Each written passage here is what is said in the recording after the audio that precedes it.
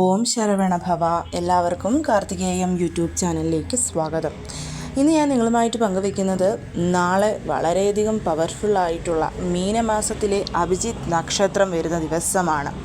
നാളെ അഭിജിത്ത് നക്ഷത്രം വരുന്ന സമയം, ആ സമയത്ത് നമ്മൾ ചെയ്യേണ്ടുന്ന കാര്യം, ഒപ്പം തന്നെ ഇന്ന് വെള്ളിയാഴ്ചയും കറുത്തപക്ഷ അഷ്ടമിയും ഒന്നിച്ചു വന്നിരിക്കുന്ന ദിവസം.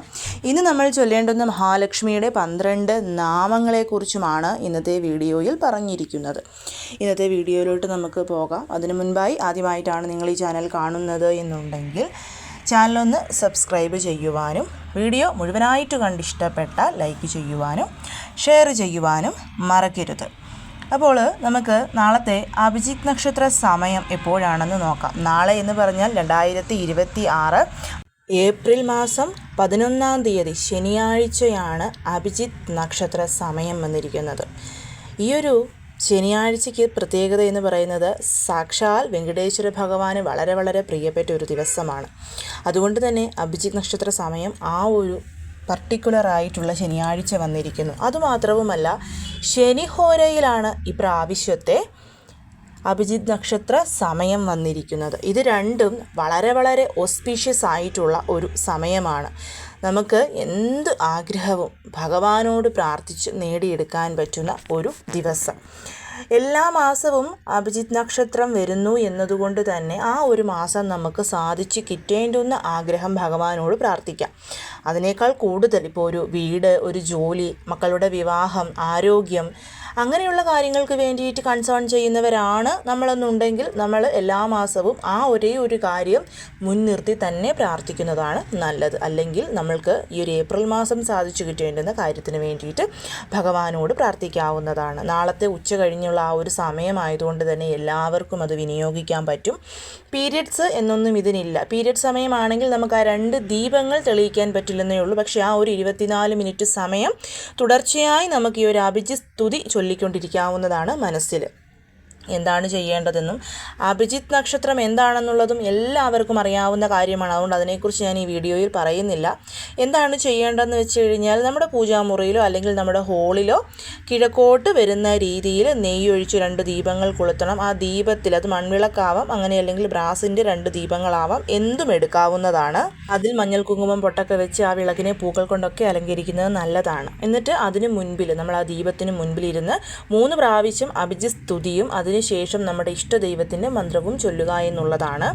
നാളത്തെ അഭിജിത്ത് നക്ഷത്ര സമയം എന്ന് പറയുന്നത് നാളെ ശനിയാഴ്ച ഉച്ച കഴിഞ്ഞ് 1:29 ആരംഭിച്ച് 1:53 കൂടിയിട്ട് അവസാനിക്കും. ആ ഒരു 24 മിനിറ്റ് സമയം. അപ്പോൾ കറക്റ്റ് ആ ഒരു 1:29 തന്നെ നമ്മൾ ഈ ഒരു ദീപം കൊളുത്തണം. ദീപം കൊളുത്തി ആദ്യം തന്നെ നടന്നു കിട്ടേണ്ടുന്ന ആഗ്രഹം മനസ്സിൽ ഓർത്ത് ഭഗവാനോട് പ്രാർത്ഥിച്ച് 3 പ്രാവശ്യം അഭിജിത്ത് സ്തുതി ജപിക്കുക. അതിനുശേഷം നമ്മുടെ ഇഷ്ടദൈവത്തിൻ്റെ മന്ത്രം, ലളിതാ സഹസ്രനാമം, വിഷ്ണു സഹസ്രനാമം, അതേപോലെ തന്നെ ഷഷ്ടി കവചം, എന്ത് മന്ത്രവും അല്ലെങ്കിൽ മൂലമന്ത്രങ്ങളാണെങ്കിലും നമുക്ക് അവിടെ ഇരുന്ന് ഭഗവാനെ നോക്കി ജപിച്ച് പ്രാർത്ഥിച്ച് വീണ്ടും നമ്മുടെ ആഗ്രഹം പറയാവുന്നതാണ്.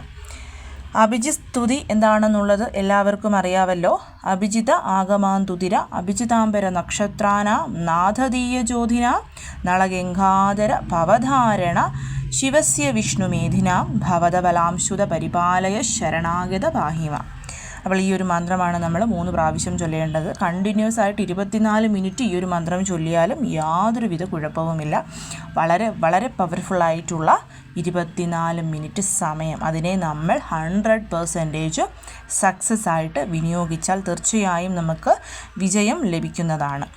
ഇന്ന് വെള്ളിയാഴ്ചയാണ്. വെള്ളിയാഴ്ചയും അഷ്ടമി തിഥിയും ഒന്നിച്ചു വന്നിരിക്കുന്നു. അഷ്ടമി തിഥി എന്നാൽ അഷ്ടലക്ഷ്മികൾക്ക് പ്രാധാന്യം നിറഞ്ഞ ദിവസമാണ്.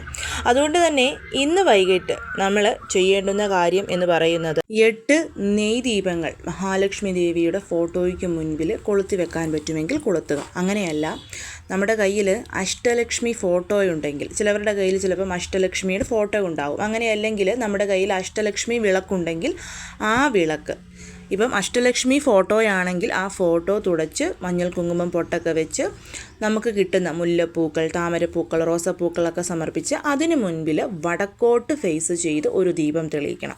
ഇനി അഷ്ടലക്ഷ്മി വിളക്കാണ് കയ്യിലുണ്ടെങ്കിലും ആ വിളക്കിൽ നെയ്യൊഴിച്ച് വടക്കോട്ട് ഫേസ് ചെയ്ത് ഒരു ദീപം കൊളുത്തണം. അതായത് അത് ദീപമായിട്ട് തന്നെ കൊളുത്തണം. മഹാലക്ഷ്മി ദേവിയുടെ ഫോട്ടോയോ വിഗ്രഹമോ ഉണ്ടെങ്കിൽ അത് വെച്ചിട്ട് അതിന് മുൻപിലായിട്ടും അഷ്ടലക്ഷ്മി വിളക്ക് കൊളുത്തി വെച്ചാൽ മതിയാവും. ഇനി ഇത് രണ്ടുമില്ല എന്നുള്ളവർ മഹാലക്ഷ്മി ദേവിയുടെ ഫോട്ടോ വിഗ്രഹം എന്താണോ ഉള്ളത് അതിന് മുൻപിൽ 8 ദീപങ്ങൾ മഹാലക്ഷ്മി ദേവിയെ ഫേസ് ചെയ്യുന്ന രീതിയിൽ കൊളുത്തി വെക്കുക. ഞാൻ എന്താ ഈ ഒരു ഫോട്ടോയിൽ കാണിച്ചിട്ടുണ്ട്. ഇതേപോലെ 8 ദീപങ്ങൾ നമ്മൾ ദേവിക്ക് മുൻപിൽ കൊളുത്തി വെക്കുന്നു. ഓരോ ദീപവും നമ്മൾ കൊളുത്തുന്നു. കൊളുത്തിയതിന് ശേഷം 8 ഏലക്ക നമ്മൾ എടുക്കണം. ഈ 8 ഏലക്ക എന്ന് പറയുന്നത് 8 ലക്ഷ്മികളാണ്. ഈ 8 ലക്ഷ്മികളും നമുക്ക് 8 കാര്യങ്ങളാണ് പ്രദാനം ചെയ്യുന്നത്. സമ്പത്ത്, ആരോഗ്യം, വിദ്യാഭ്യാസം, ധൈര്യം, വിജയം, ധാന്യം, സന്താനം, ശക്തി എന്നിവയുടെ ദേവതകളാണ് ഈ 8 അഷ്ടലക്ഷ്മികൾ എന്ന് പറയുന്നത്. അപ്പം നമ്മൾ ഓരോ ഏലക്കയായിട്ട് കയ്യിലെടുത്ത് ആദ്യത്തെ ലക്ഷ്മിയുടെ പേര് പറഞ്ഞ് ഒരു ദീപത്തിലും അടുത്ത ദീപത്തിൽ മൂന്നാമത്തെ ദീപത്തിൽ അങ്ങനെ 8 ദീപങ്ങളിലുമായിട്ട് ഇടണം. അതായത് ഒരു ഏലക്ക കയ്യിലെടുത്ത് ഓം ആദിലക്ഷ്മിയെ നമ, രണ്ടാമത്തെ ഏലക്ക കയ്യിലെടുത്ത് ഓം ധനലക്ഷ്മിയെ നമ, അങ്ങനെ ഓം ധാന്യലക്ഷ്മിയെ നമ, ഓം ഗജലക്ഷ്മിയെ നമ, ഓം സന്താനലക്ഷ്മിയെ നമ, ഓം വീരലക്ഷ്മിയെ നമ, ഓം വിജയലക്ഷ്മിയെ നമ, ഓം വിദ്യാലക്ഷ്മിയെ നമ എന്ന് പറഞ്ഞ് നമ്മൾ ഓരോ ദീപങ്ങളിലും ഓരോ ഏലക്ക വെച്ച് 8 ഏലക്കകളും ഇടുക എന്നുള്ളതാണ് ചെയ്യേണ്ടത്. ഇങ്ങനെ ഇട്ടതിന് ശേഷം നമ്മളെ 2 കൈകളും കൂപ്പി മഹാലക്ഷ്മി ദേവിയോട് നമുക്ക് അഷ്ട ഐശ്വര്യങ്ങളും തന്ന് അനുഗ്രഹിക്കണം എന്ന് പ്രാർത്ഥിക്കണം. ആ പ്രാർത്ഥനയ്ക്ക് ശേഷം മഹാലക്ഷ്മി ദേവിയുടെ 12 മന്ത്രമുണ്ട്. ആ മന്ത്രം നമ്മൾ ചൊല്ലി അമ്മയ്ക്ക് അർച്ചന ചെയ്യണം.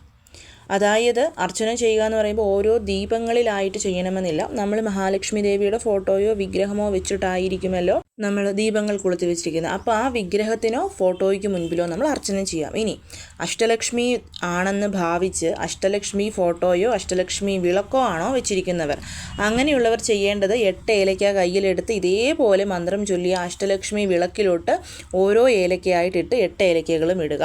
ഇനി അഷ്ടലക്ഷ്മി ഫോട്ടോയാണെന്നുണ്ടെങ്കിൽ ആ ഫോട്ടോയ്ക്ക് മുൻപിൽ ഒരു ചെറിയ വാഴയിലയോ വെറ്റിലയോ അല്ലെങ്കിൽ ബ്രാസിൻ്റെ ഒരു ചെറിയ പ്ലേറ്റോ വെച്ചിട്ട് അതിലോട്ട് ഓരോ ഏലക്കയായിട്ട് ഇടുക എന്നുള്ളതാണ് ചെയ്യേണ്ടത്. മനസ്സിലായി എന്ന് വിശ്വസിക്കുന്നു. 8 ദീപങ്ങൾ കൊളുത്തേണ്ടവർ, അഷ്ടലക്ഷ്മി വിളക്ക് വെച്ചിട്ടുള്ളവർ, അഷ്ടലക്ഷ്മി ഫോട്ടോ വെച്ചിട്ടുള്ളവർ എങ്ങനെയാണ് ചെയ്യേണ്ടത് എന്നുള്ള രീതിയാണ് ഞാൻ പറഞ്ഞു തന്നത്. അതിനുശേഷമാണ് നമ്മൾ പ്രാർത്ഥിച്ചതിന് ശേഷം മഹാലക്ഷ്മി ദേവിയുടെ 12 നാമങ്ങൾ, ദേവിയുടെ 12 നാമം ജപിച്ച് നമ്മൾ അമ്മയ്ക്ക് അർച്ചന ചെയ്യുകയാണ്. അമ്മയുടെ 12 നാമങ്ങൾ ഇതാണ്. ഓം കം കാർത്യായന്യൈ നമ, ഓം മഹാലക്ഷ്മിയൈ നമ, ഓം കമലാവാസിന്യൈ നമ, ഓം ശ്രീകരാംബികായൈ നമ, ഓം ത്രിപുരാക്ഷേ നമ, ഓം യോഗധായിന്യൈ നമ, ഓം പാപാരായേ നമ, ഓം സമൃദ്ധിദായേ നമ, ഓം മോഹിന്യൈ നമ, ഓം മേധായേ നമ, ഓം സനാതനായേ നമ, ഓം ഉഗ്രപ്രഭായേ നമ. ഈ മന്ത്രം അത് നമുക്ക് ഒന്നെങ്കിൽ 8 താമരപ്പൂക്കളോ 8 റോസാപ്പൂക്കളോ 8 മുല്ലപ്പൂക്കളോ അതല്ലെന്നുണ്ടെങ്കിൽ ഗോമതി ചക്രം, കവടി എന്താണോ നമ്മുടെ കയ്യിലുള്ളത് അതുകൊണ്ട് അമ്മയ്ക്ക് അർച്ചന ചെയ്യുക. ശേഷം അഷ്ടലക്ഷ്മി സ്തോത്രം അതും കൂടി നമ്മൾ ഒരു പ്രാവശ്യം ജപിച്ച് പ്രാർത്ഥിക്കുക. പ്രാർത്ഥിച്ചതിന് ശേഷം നിവേദ്യം പാല് കാച്ചി വെക്കാം, അതേപോലെ തന്നെ മാങ്ങ വെക്കാം, വെറ്റിലപ്പാക്ക് പഴം വെക്കാം, പായസം വെക്കാം, കൈതച്ചക്ക വെക്കാം, എന്ത് സാധനം വേണമെങ്കിലും പൈനാപ്പിൾ അങ്ങനെയുള്ള എന്ത് സാധനം വേണമെങ്കിലും നമുക്ക് വെക്കാവുന്നതാണ്.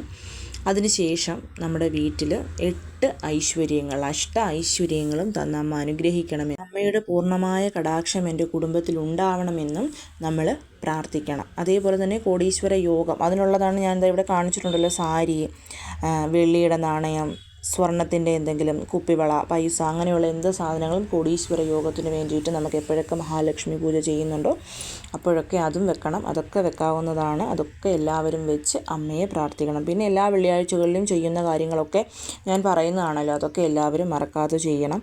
ഇത് ചെയ്താൽ തീർച്ചയായും നമുക്ക് മഹാലക്ഷ്മിയുടെ കടാക്ഷം ലഭിക്കും, ധനപരമായിട്ടുള്ള ഉയർച്ചയുണ്ടാകും, നമുക്ക് പൈസയ്ക്കൊരു ബുദ്ധിമുട്ട് ഒരിക്കലും ഉണ്ടാവില്ല എന്നുള്ളതാണ് മഹാലക്ഷ്മി പൂജയുടെ ഏറ്റവും വലിയ പ്രത്യേകത എന്ന് പറയുന്നത്. അപ്പോൾ എല്ലാവരും കഴിയുന്നതും ചെയ്യാനായിട്ട് ശ്രമിക്കണം.